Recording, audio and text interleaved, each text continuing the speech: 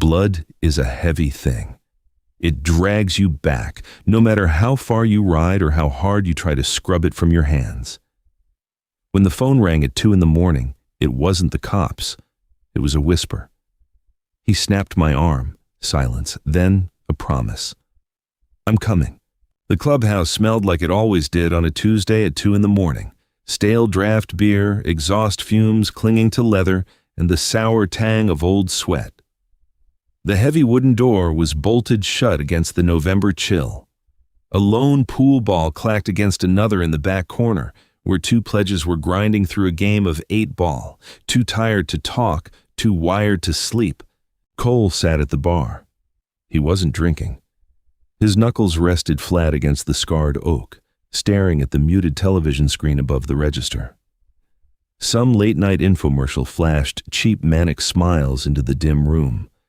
He was 42 years old, and lately, the damp cold settled into his joints a little deeper, aching in the places where asphalt and crowbars had left their permanent signatures over the last 2 decades. His phone buzzed. It didn't ring, just a harsh, violent vibration against the wood. Cole didn't move immediately. Nobody called him at this hour with good news. In his world, a 2 a.m. phone call meant a brother was in a cell, a brother was in a hospital, or a brother was dead. He picked it up. The caller ID was a string of numbers, no name. Cole slid his thumb over the screen and lifted it to his ear. He didn't say hello. He just breathed, waiting for the voice on the other end to declare itself. Static crackled, a wet, shuddering intake of breath. Cole? The single syllable hit him like a physical blow to the sternum. He sat up straight, his heavy boots shifting on the sticky floorboards. The bar stool creaked in protest. It was Chloe. He hadn't heard his sister's voice in 3 years, not since her wedding day. The day she looked at him in his stiff, uncomfortable suit, trying to hide his tattoos, and told him that she loved him, but she needed a clean life. She had married a man named Greg. Greg sold commercial real estate. Greg drove a leased BMW. Greg had soft hands and a smile that never reached his eyes. Chloe had looked at Greg like he was a life raft. She had looked at Cole like he was the storm. "Chloe," Cole said. His voice was gravel, barely above a murmur, but the 2 pledges at the pool table stopped playing. The room's atmosphere shifted. Predators know when one of their own catches a scent. She stopped. The sound of her crying wasn't loud. It was a suppressed, suffocated sound, like she was hiding in a closet with a hand clamped over her own mouth. I didn't know who else to call. "Where are you?" Cole asked. "He's asleep," she whispered. The words were rushed, frantic. "He locked the front door. He took my keys. Cole, I think it's broken. What's broken, Chloe?" Cole's voice dropped an octave. The edges of it went completely flat. All the exhaustion bled out of him, replaced by a cold, humming current. "My arm," she let out a sharp, choked sob. "I dropped a glass. It was just a water glass. He snapped my arm, Cole." The silence that followed stretched out, thick and heavy. In Cole's mind, the world narrowed down to a single, sharp point. The flashing TV screen faded. The smell of stale beer vanished. "I'm coming." He hung up the phone. He didn't ask if she had called the police. He knew she hadn't. Cops in her upscale neighborhood played golf with men like Greg. They would ask her what she did to provoke him. They would write a report. Greg would post bail before breakfast. Cole didn't deal in reports. He stood up. He grabbed his leather cut from the back of the stool. "Everything all right, brother?" asked Tommy, the bartender, pausing with a rag over a dirty glass. Cole slid his arms into the heavy leather vest. The bottom rocker caught the dim neon light. "No," Cole said. He walked out the heavy steel door. He didn't look back. The air outside was biting, thick with the threat of sleet. Cole walked across the cracked gravel parking lot to his Dyna. The bike was a machine built for utility and aggression. Matte black, stripped down, loud enough to rattle windows. He swung his leg over the saddle, turned the ignition, and hit the starter. The engine roared to life, violently cutting through the dead silence of the industrial district. He kicked it into gear and tore out of the lot, tires spitting loose rocks. The ride from the Southside Clubhouse to the affluent sprawl of Oak Ridge took 40 minutes on a good day. Cole was going to make it in 20. He merged onto the empty interstate. The cold wind lashed at his face, biting at his exposed cheeks. But he barely felt it. The highway was a desolate ribbon of concrete, illuminated by the sickly orange glow of sodium streetlights. He twisted the throttle, pushing the bike past 80, then 90. The vibration of the V-twin engine was a familiar comfort, a raw, mechanical heartbeat against his thighs. As the miles vanished beneath his tires, Cole's mind worked with a grim, practiced detachment. He wasn't enraged. Anger was sloppy. Anger made you careless. What Cole felt was a profound, icy clarity. He thought about Greg. Cole had known from the moment he shook Greg's hand at that suffocating rehearsal dinner. Greg had gripped Cole's hand a little too hard, trying to assert dominance over a man who had spent his life surviving actual monsters. Greg had worn a patronizing smile, asking Cole about the motorcycle club, in a tone usually reserved for unruly teenagers. Cole had smelled it on him then, the underlying rot.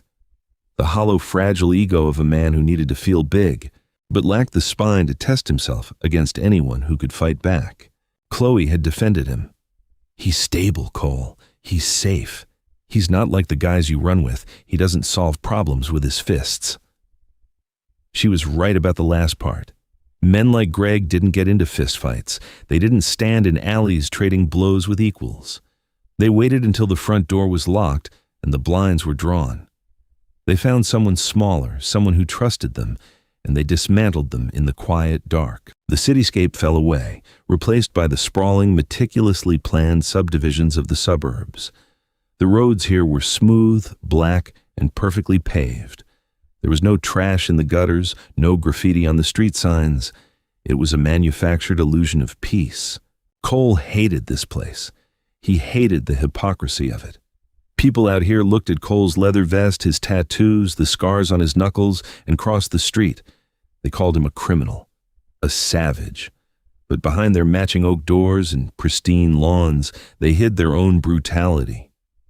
Cole's violence was out in the open, honest and loud. Suburban violence was insidious. It festered in kitchens and master bedrooms, masked by six-figure salaries and country club memberships. He took the exit for Oak Ridge, downshifting as he hit the off-ramp. The exhaust popped and crackled, echoing loudly off the sound barriers. He didn't know Chloe's exact address off the top of his head. He had never been invited, but he had looked it up once, out of a protective instinct he couldn't quite switch off. 442 Elmcrest Drive. He navigated the winding, tree-lined streets. Every house looked identical. Darkened windows, two-car garages, security signs planted in the mulch. Cole didn't care if he woke the neighbors. He didn't care if they called the cops. Let them. By the time the flashing lights showed up, this would be finished. He turned onto Elmcrest. The street was a quiet cul-de-sac. Dead end. Number 442 was at the back. A massive two-story colonial with pristine white siding and a manicured lawn that looked unnaturally green even in the dark. Cole didn't pull into the driveway. He didn't want to alert Greg by the sound of tires on concrete. Instead, he hopped the curb, driving the heavy Harley straight over the manicured grass. The rear tire tore a deep, ugly trench through the perfect lawn. He killed the engine.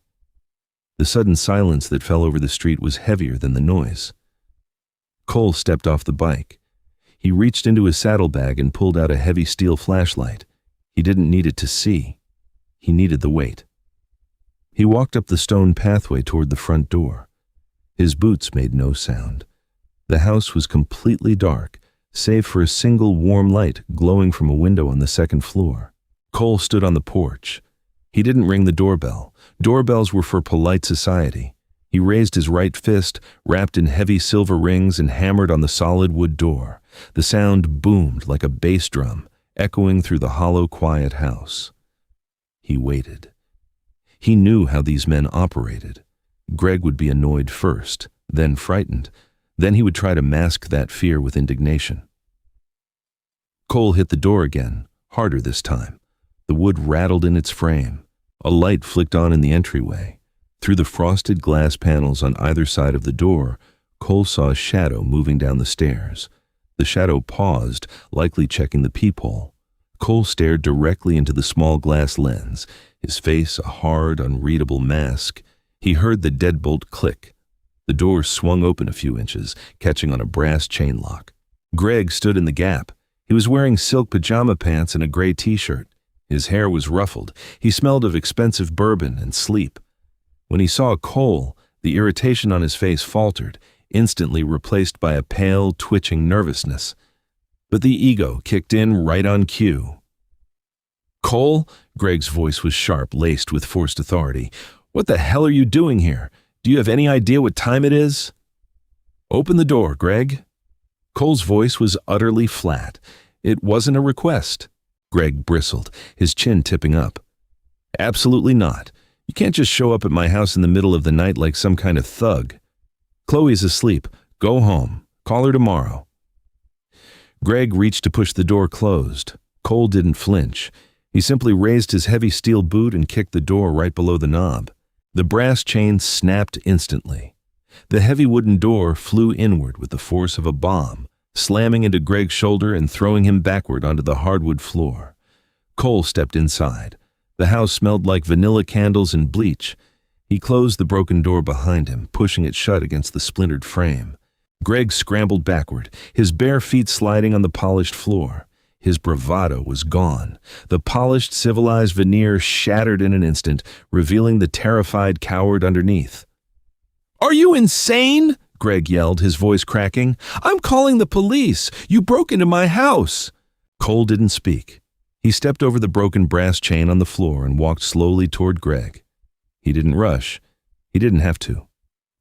Greg scrambled up, backing into the living room, knocking over an expensive-looking vase that shattered quietly on the plush rug. "Chloe!" Greg screamed, looking toward the stairs. "Chloe, call 911!" "She's not calling anyone," Cole said quietly. He closed the distance. Greg threw a wild, desperate punch. It was pathetic. Cole didn't even bother to block it. He just leaned an inch to the left. The punch caught nothing but air. Before Greg could pull his arm back, Cole's hand shot out. He grabbed Greg by the throat. Cole's grip was like an industrial vice. He drove Greg backward, slamming him against the pristine drywall. The impact rattled the framed photographs hanging nearby. Pictures of Greg and Chloe smiling on beaches, smiling at dinners. Fake smiles. Greg gasped, his hands clawing at Cole's leather vest, trying to pry the fingers from his neck. His face turned a splotchy crimson. "Where is she?" Cole asked. His voice didn't rise. It remained steady, quiet, and terrifying. Greg sputtered, eyes bulging. He pointed a trembling finger toward the back of the house. Cole let him drop. Greg collapsed to his knees, coughing violently, gasping for air. Cole left him there and walked down the hallway. He passed a spotless modern kitchen and stopped at a closed door near the back patio. He turned the handle. Locked. "Chloe," Cole said, "it's me." A moment passed. Then, the faint click of a lock. The door opened an inch. Cole gently pushed it wider. It was a small laundry room. The air inside was cold. Chloe was huddled in the corner, wedged between the washing machine and the wall. She was wearing a thin, oversized t-shirt. She looked so incredibly small. Cole dropped to one knee. Her face was pale, streaked with dried tears, but it was her right arm that made Cole's stomach turn to lead. She was cradling it against her chest. Her forearm was swollen, the skin a bruised, angry purple, and it hung at an unnatural, sickening angle. She looked up at him. The tough, independent sister who had walked away from him to find a better life was gone. In her eyes there was only shame and absolute terror. "I'm sorry," she whispered, her voice breaking. "I'm so sorry, Cole." Cole reached out, his large, calloused hand gently touching the side of her face, careful not to jostle her body. His thumb wiped away a fresh tear. "You don't apologize," Cole said softly. The hardness in his eyes vanished, replaced by a fierce, protective sorrow. "Never to me, you hear me?" She nodded weakly. "Can you walk?" he asked. "Yes?" "Good." Cole stood up. He took off his heavy leather cut, revealing the long sleeves of his thermal shirt, and gently draped the vest over her good shoulder. The leather was still warm from the ride. It swallowed her small frame. "We're leaving." He helped her to her feet, supporting her left side, guiding her slowly out of the laundry room and down the hallway. When they reached the living room, Greg was finally back on his feet. He was holding a heavy brass fireplace poker, leaning against the sofa. His chest was heaving. "She's my wife," Greg spat, trying to sound authoritative, but his hands were shaking so badly the poker rattled against his leg. "She's not going anywhere with a piece of white trash garbage like you." Chloe shrank back, pressing herself against Cole's side. Cole stopped. He didn't look at the fireplace poker. He looked directly into Greg's eyes. Cole had seen men with guns, men with knives, men who had nothing to lose. Greg was none of those things. Greg was a cornered rat who had just realized the cage was locked. "Take her outside," Cole said to Chloe, his voice calm. "Cole, please," Chloe whispered, panic rising in her throat. "Let's just go, please. He's not worth it." "Outside, Chloe." She hesitated, looking between the two men, and then slowly made her way to the front door, stepping carefully over the broken wood. Cole waited until she was on the porch. Then he turned his attention fully back to Greg. Greg raised the poker, taking a step back. "I swear to God, I'll use it." Cole unzipped his jacket. He didn't pull a weapon. He didn't need to. He just walked forward. Greg swung. It was a wide, panicked arc aimed at Cole's head. Cole stepped inside the swing, letting the heavy brass glance harmlessly off his shoulder. In the same fluid motion, Cole's left hand shot out, grabbing Greg's wrist with bone-crushing force. Greg shrieked as Cole twisted the wrist, forcing him to drop the poker. It clattered loudly onto the hardwood floor. Before Greg could pull away, Cole drove his right fist deep into Greg's stomach. All the air left Greg's lungs in a violent rush. He doubled over, gasping soundlessly, his eyes wide with shock.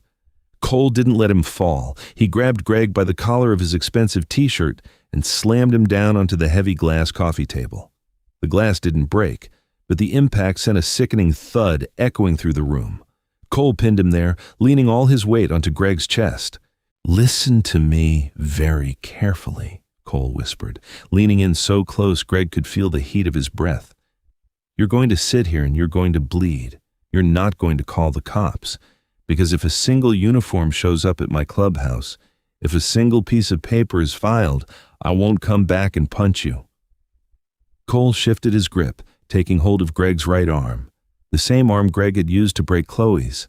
I live in a world where there are no rules, Greg," Cole said, his voice dropping to a terrifying, absolute monotone. "You thought you could visit my world tonight, but you don't belong here, and I'm going to make sure you never forget it." Cole locked Greg's arm straight out against the edge of the glass table. Greg's eyes rolled back in terror. "No, no, please." Cole didn't hesitate. He brought his elbow down. There was a sharp, wet crack that sounded like a dry branch snapping in a quiet forest. Greg's scream was feral, echoing off the high ceilings of the perfect, pristine house. He thrashed, clutching his mangled arm to his chest, rolling off the table and curling into a fetal position on the expensive rug. Cole stood up. He adjusted his jacket. He didn't look back at the man sobbing on the floor. He walked out the front door, stepping out into the biting November cold. Chloe was standing by the bike, wearing his leather cut. She looked at him, her eyes wide, reading the coldness that still lingered on his face. She didn't ask what happened. She already knew. Cole pulled his helmet from the handlebars and gently strapped it onto her head. He climbed onto the seat and kicked the engine to life. "Hold on to me," he said. She wrapped her good arm around his waist, resting her head against his back. As they rode away, tearing back over the manicured lawn and onto the smooth black street, the silence of the suburbs finally felt broken. The ride back was an exercise in endurance. The freezing wind tore at them, howling through the metal skeletons of half-built high-rises and over the empty concrete overpasses. Chloe's good arm was wrapped around Cole's waist with the rigid, desperate grip of a drowning woman. Her helmet bumped against his back with every seam in the asphalt. He drove slightly slower this time, keeping the bike as smooth as possible, absorbing the shock of the road through his own legs so it wouldn't travel up into her shattered arm. They didn't go to a hospital. Emergency rooms meant triage nurses, mandatory police reports, social workers with clipboards and fluorescent lights that exposed too much. Hospitals were for people who trusted the system. Cole hadn't trusted the system since he was 16. He took the exit for the Lower East Side, a decaying grid of brick warehouses and razor wire. The streets here were slick with grease and neglect. Cole navigated the alleys from memory, finally killing the engine behind a defunct meatpacking plant. A single yellow bulb flickered above a heavy steel door, casting long, bruised shadows across the damp pavement. Cole kicked the stand down and carefully helped Chloe off the bike. She was trembling violently.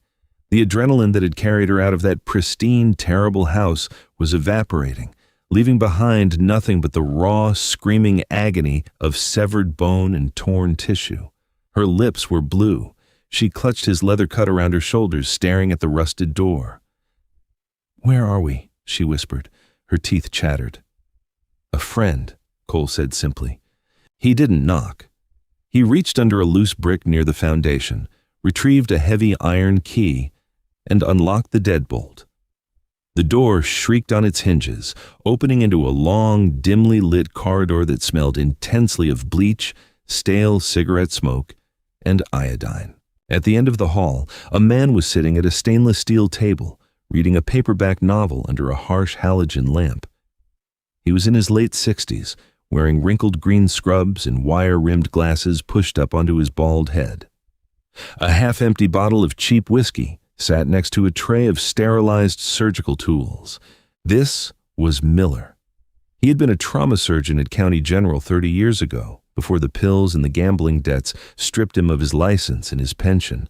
Now he fixed bullet holes, knife wounds, and crushed bones for the men who couldn't afford to be asked questions. Miller looked up over his glasses. He didn't look surprised. In this zip code, the steel door opening at 3 a.m. was just the start of the workday. "Cole," Miller grunted, marking his page and setting the book down. His eyes shifted to the small, shivering woman leaning against the biker. He saw the unnatural angle of her forearm beneath the leather vest. "Looks like you brought me a mess." "Can you fix it, Doc?" Cole asked, his voice low, lacking its usual edge. Miller stood up. He walked over to a heavy iron sink, turned on the tap and began scrubbing his hands with rough brown soap. "Depends. I can set the bone. I can cast it. If it's a compound fracture, or if there's nerve damage, she's going to need real machinery. Stuff I don't have." He dried his hands on a towel and pointed to an examination chair in the center of the room. "Sit her down. Let's take a look." Cole guided Chloe to the chair. The room was cold, the concrete floor unforgiving. She sat stiffly, her eyes darting around the makeshift clinic. It was a terrifying place for a woman who spent her weekends browsing farmers markets and attending charity galas. It was grim, dirty, and reeked of desperation. But as she looked at Cole standing beside her, a strange realization settled into her chest. She felt safer here, in this rusted bunker with a disgraced doctor, than she ever had in her $1 million suburban home. Miller gently pulled the leather vest back, exposing her injured arm. Chloe hissed, squeezing her eyes shut. "Radius and ulna," Miller muttered, his calloused fingers probing the swollen purple flesh with surprising gentleness. "Clean break. You're lucky, sweetheart. It didn't pierce the skin, but it's misaligned. I have to put it back before I cast it." Chloe opened her eyes, panic flashing in them. "Put it back?" "It's going to hurt," Miller said, looking her dead in the eye. He didn't sugarcoat it. He didn't offer empty comforts. "Worse than when it broke. I don't have general anesthesia. I have a local block, but you're still going to feel the pressure. You're going to feel the bone move."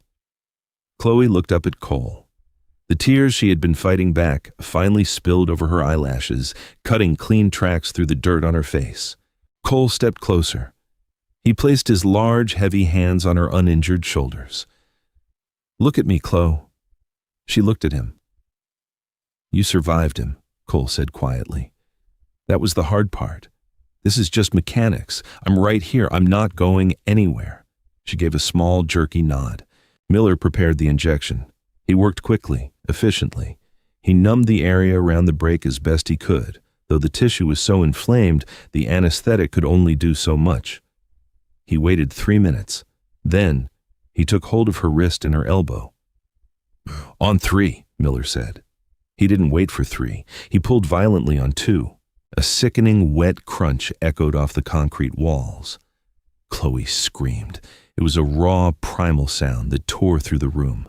Her body convulsed, trying to pull away from the agony, but Cole held her steady, his grip firm but gentle, absorbing her thrashing. She buried her face in his chest, biting down on his thermal shirt to stifle the noise. "Done," Miller breathed, sweat beading on his own forehead. "It's back in place." Chloe sobbed, her entire body going limp against her brother. Cole wrapped his arms around her, pressing his chin to the top of her head. He let her cry. He didn't tell her to be strong. He didn't tell her it was going to be okay.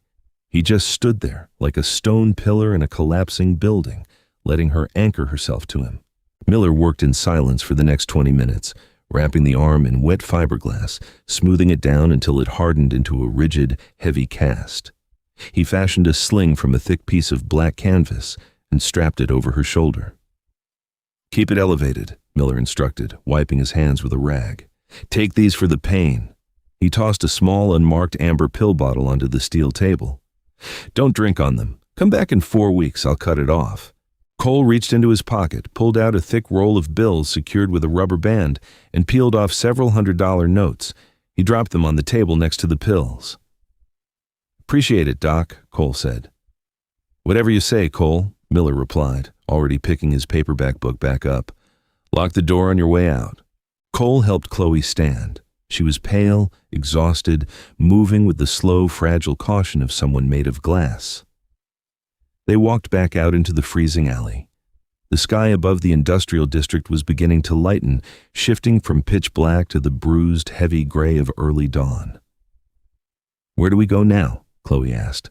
Her voice was hollow, stripped of all its former pretense. "Home," Cole said. He handed her the helmet. She put it on with her good hand. The ride out of the city felt different. The darkness was breaking, and with it, the illusion of her old life. She rested her head against his leather back, feeling the rumble of the engine, heading toward a future she couldn't yet see, but knowing for the first time in years she wasn't riding toward a lie. Cole lived in a single-story cinder-block house at the end of a dirt road, 20 miles outside the city limits. It wasn't much to look at from the outside: a gravel driveway, a chain-link fence, and the rusted chassis of an old Chevy Nova sinking into the weeds in the front yard. But inside, it was meticulously clean. The hardwood floors were swept. The furniture was worn but sturdy. There was no clutter. It was the home of a man who needed order in his private life, because his public life was chaos. They arrived as the sun finally broke over the horizon, casting pale golden light through the bare branches of the oak trees surrounding the property. Cole unlocked the front door and led her inside. He turned up the thermostat and pointed to the leather sofa in the center of the living room. "Sit," he commanded gently. Chloe collapsed onto the couch. She looked around the small, quiet room. There were no fake smiles and silver frames here, no expensive vases, just a wood-burning stove, a shelf of dog-eared books, and a heavy wooden coffee table. It was Spartan, but it was real. Cole walked into the small kitchen. The sound of water running and coffee beans grinding filled the quiet house. A few minutes later, he returned with a thick ceramic mug steaming with black coffee. He set it on the table in front of her, then handed her 2 pills from the amber bottle. "Take them," he said, "before the local block wears off completely." She picked up the pills with her good hand and washed them down with a sip of the bitter, scalding coffee. It burned her throat, but it grounded her. She leaned back against the leather cushions, staring at her heavy, fiberglass-encased arm resting in the black sling. Cole pulled up a wooden dining chair and sat across from her. He didn't crowd her, but he didn't look away either. His face was lined with exhaustion, the harsh morning light exposing the gray in his beard and the deep permanent grooves around his eyes. "What happens now?" Chloe asked. The silence in the house was heavy, demanding to be filled. Does he call the police?" "No," Cole said flatly. How do you know? Because cowards don't want the spotlight when they're bleeding, Cole replied, leaning forward, resting his elbows on his knees. If he calls the cops, he has to explain why his door's kicked in. He has to explain why his wife is missing, and he has to explain how his arm got broken. Greg cares about his reputation more than he cares about breathing. He'll tell the country club he fell down the stairs. He'll tell his boss he had an accident in the garage. He'll eat the pain, because the alternative is admitting to the world that a guy in a leather vest walked into his house and broke him in half. Chloe stared at her coffee mug. The steam curled into the cold air. I left everything, she whispered. Her voice trembled, the reality of her situation finally crashing down on her. My clothes, my car, my bank cards, everything is in his name. The house, the accounts. I have nothing, Cole. I don't even have a coat. You have a pulse, Cole said. It wasn't a platitude. It was a statement of raw fact. You have your life. Everything else is just geometry. We'll figure it out. I was so stupid, she choked out, a fresh wave of shame washing over her. She pulled her knees up to her chest, trying to make herself as small as possible. I thought because he wore a suit, because he spoke well, because he didn't have tattoos. I thought he was safe. I judged you. I pushed you away because I thought your world was ugly. She looked up at him, her eyes red and agonizingly sad. I'm so sorry I judged you, Cole. Cole sighed. It was a heavy, rattling sound. He leaned back in his chair and looked out the front window at the dirt road. You weren't wrong, Chloe, he said softly. My world is ugly. It's violent. It takes pieces of you and it doesn't give them back. You had every right to want no part of it. He turned his gaze back to her. His eyes were dark, serious, holding a lifetime of ghosts she would never fully understand. But there's a difference between a monster who stands in the light and tells you exactly what he is, and a monster who hides in the dark behind a locked door, Cole said. Greg is the worst kind of predator, the kind that convinces you he's sheepdog. He stood up and walked over to the wood-burning stove in the corner. He opened the iron door, threw in 2 logs, and stoked the dying embers until a fire caught, illuminating his scarred hands in orange light. You're going to sleep, Cole told her, closing the stove door. You're going to stay here as long as you need. Tomorrow we'll make some calls. We'll get a lawyer who doesn't play golf with Greg. We'll get your things. But today, you just breathe. Chloe watched him.